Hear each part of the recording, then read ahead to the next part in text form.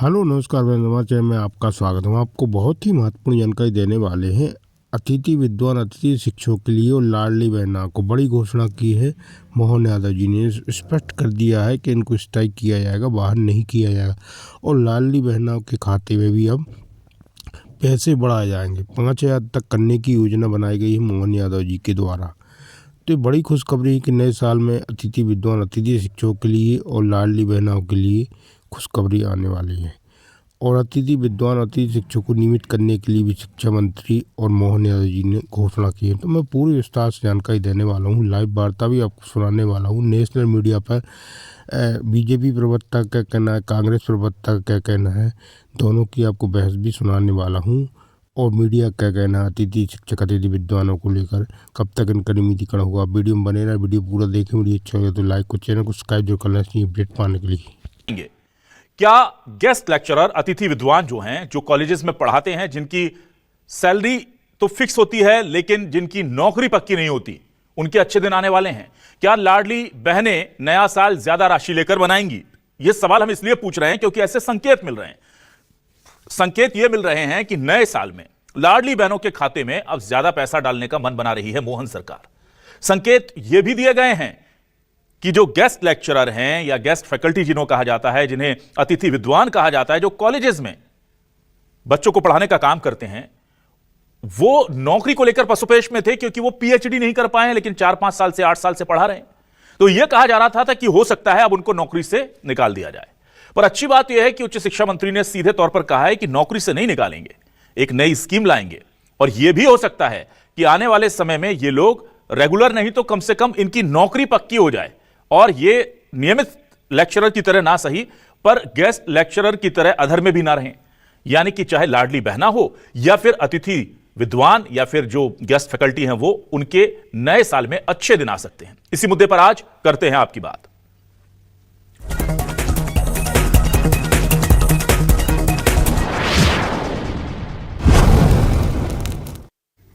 तो नया साल आने वाला है तो सोचा चलो कि आपको कुछ अच्छी खबरों से रूबरू करा दें। ये नया साल 2026 लाडली बहनों के लिए और अतिथि विद्वानों के लिए कैसे खास होगा, हम कुछ नहीं कह रहे।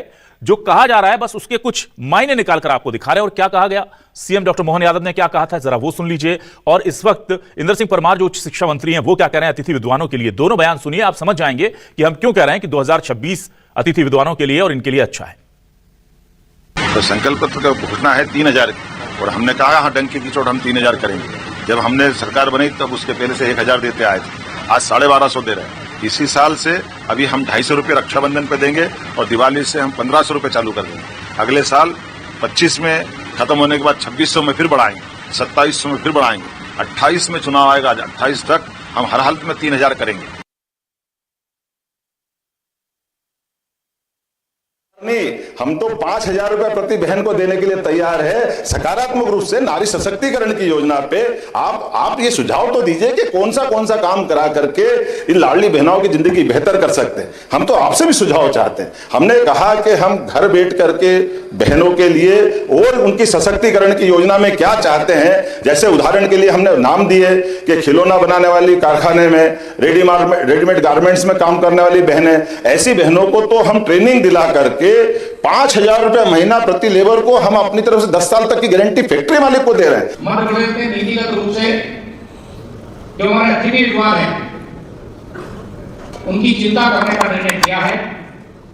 हरियाणा की जो पॉलिसी है उसका भी हमारा विभाग अध्ययन कर रहा है। जो लंबे समय से पढ़ा रहे लेकिन वो पीएचडी नहीं है, सेट नहीं किया है लेकिन लंबा समय हो गया, उनका अनुभव हो गया, उनको भी हमने तय किया, उनको भी हम बाहर नहीं करेंगे। और अब सुनते हैं इस पूरे मामले को लेकर कांग्रेस क्यों जो है वो सशंकित है इस बात को लेकर के कि इनके अच्छे दिन आएंगे, और बीजेपी क्या कह रही, दोनों के बयान सुनिए। नहीं, देखिए हमारा सवाल यही है कि इनके जिनके उसूलों पे आज आई थी वो टकरा गए थे, अब उनके उसूलों पे आज क्यों नहीं आ रही जो इस अतिथि विद्वान की बात करते थे। राज्य कर्मचारियों की संख्या 60% कम हो गई, लगातार आउटसोर्सिंग के माध्यम से पूरा प्रदेश चलाया जा रहा है। अतिथि विद्वानों को तो अगर आपको परमानेंट करना था तो पहले कर देना चाहिए था। अब जब चुनाव की घड़ी पास आ रही तो फिर एक झुंझुनू अतिथि विद्वानों को लेकर के आपने छोड़ दिया। 3,000 रुपये लाडली बहना कब मिलेगा, इसको लेकर के हम लगातार सवाल पूछते रहे। 2700 रुपये किसान को गेहूं की घोषणा की थी, 2 फसल जा चुकी हैं, अभी तक 2700 रुपये में गेहूं क्यों नहीं खरीदा गया? ये कोई सरकार की नीयत साफ नहीं है, ये तो सौदेबाजी करने का प्रयास कर रही है। आउटसोर्सिंग के माध्यम से प्रदेश में भ्रष्टाचार को जगह मिलती है। देखिए, मुझे लगता है कांग्रेस को सवाल उठाने का जो नैतिक अधिकार है वो भी नहीं है। भारतीय जनता पार्टी की सरकार ने जो संकल्प अपने 2023 के चुनाव के समक्ष लिए थे, उन संकल्पों को पूरा करने के लिए हमारी सरकार अग्रसर है। चाहे लाडली बहनाओं के लिए समग्र रूप से राशि बढ़ाने का विषय हम देख रहे हैं कि समय अनुकूल वो राशि बढ़ाई भी जा रही है। उसी प्रकार से अतिथि विद्वानों का विषय है, हमारी सरकार ने बार बार समय अनुसार उनका वेतनमान में वृद्धि के विषय हो, चाहे उनके छुट्टियों का विषय हो, उनको नियमित कक्षाओं का विषय हो, इस सारी दृष्टि से ध्यान दिया है। लेकिन कांग्रेस को ऐसे महत्वपूर्ण मुद्दों पर भी राजनीति यदि करनी है तो वो हम ऐसी राजनीति का स्वागत करते हैं। मध्य प्रदेश की जनता इस राजनीति का करारा जवाब अपने जनादेश के माध्यम से बार बार दे चुकी है। और आइए अब सुनते हैं कि लाडली बहनें क्या कह रही हैं इस उम्मीद में कि आने वाले वक्त में उन्हें ज्यादा पैसा मिलेगा, और जाहिर सी बात है कि अतिथि विद्वान वो क्या सपने देख रहे हैं। दोनों के बयान सुनिए। हम बहुत अच्छा मानते हैं, सारा खाना पीना सब, कपड़े लत्ते खरीद सकते, दवाई दारू ले सकते हैं। ये है, बधाई देंगे। यहाँ बिल्कुल देंगे। हम बहुत कुछ कर रहे, बच्चों को पढ़ाना लिखाना, घर खर्चा, गरीबी, पढ़ाई लिखाई, हमारी छोटी सी कमाई है, कभी कभी चला नहीं चला, ये पैसे काम आते हैं, बहुत फायदा रहेगा उससे। तो और अभी तो 1500 मिल रहा है, इस महीने से तो 1500 मिला है। हाँ, अब 5000 करना। हाँ, कर दे तो अच्छी बात है, और कुछ कर ले हम लोग, वही खर्चा हो जाता है कुछ लेने में वगैरह सामान ये वो। मुख्यमंत्री जी का आभार करती हूँ कि उन्होंने हम बहनों के लिए 1500 रुपए दे के बहुत बड़ी सौगात करी है। उन्होंने 5000 की घोषणा की है मुख्यमंत्री जी ने, तो मैं ये चाहती हूँ कि वो अपना वादा निभाएं। बाहर तो महापंचायत कराई थी, तब भी कहा था माननीय शिवराज सिंह जी ने, जो मुख्यमंत्री थे उस समय, तो उन्होंने भी कहा था कि हम किसी को बाहर नहीं करेंगे, 50,000 रुपये देंगे और सारी शासकीय सुविधाएं जो स्थायी प्राध्यापकों को मिलती है वो उनको मिलेगी। पर एक भी नहीं, प्रति कार्य दिवस भी काम कर रहे हैं, छुट्टियाँ कट जाती है, संडे कट जाते हैं, तो वही 20-22 दिन का वेतन, आज भी वही तैयारी है। तो हम कैसे बिलीव कर लें? हमें बड़ी खुशी है, आपने ये बहुत अच्छा प्लान किया। उम्मीद तो है कि माननीय मुख्यमंत्री जी मोहन यादव जी करेंगे, क्योंकि वो हमारे पालक भी हैं, उन्हें पता है अतिथि विद्वानों की समस्याएं, और वो क्या बोल भी चुके हैं। अब माननीय मंत्री जी ने बोला है कि हम जो पीआईडी नहीं है उनको हम कोई ना कोई रास्ता निकालेंगे, क्योंकि उनकी उम्र भी हो गई है। आप देख सकते हैं हम लोगों की उम्र 50 से 55 साल की है। इस व्यवस्था में हमारा समायोजन करेंगे, हमको एक स्थायित्व दिलाएंगे, उसी के साथ फिर नई भर्ती और नई पद स्थापना करेंगे। बस यही उम्मीद मैं माननीय मंत्री जी से करता हूं। हम हरियाणा पॉलिसी लागू करेंगे, हमें बड़ी प्रसन्नता हुई है, लेकिन हम दूध के जले हुए हैं। ऐसा ना हो कि हमारे साथ फिर से विश्वासघात हो जाए। और आइए देखते हैं आज के हमारे सवाल क्या है। सवाल लेकर आ रहे हैं आपके टेलीविजन स्क्रीन पर। हमारे आज के सवाल ये रहे आपके सामने। सवाल देखिए, हजारों गेस्ट लेक्चरर के अच्छे दिन आएंगे, मंत्री बोले नई योजना लाएंगे, किसी को नहीं हटाएंगे। लाडली बहनों की राशि भी बढ़ेगी, नए साल में क्या लाखों महिलाओं की भी बल्ले बल्ले होगी। कांग्रेस बोली सिर्फ झूठे वादे करती है सरकार, बीजेपी बोली जनहित के लिए हमेशा तैयार।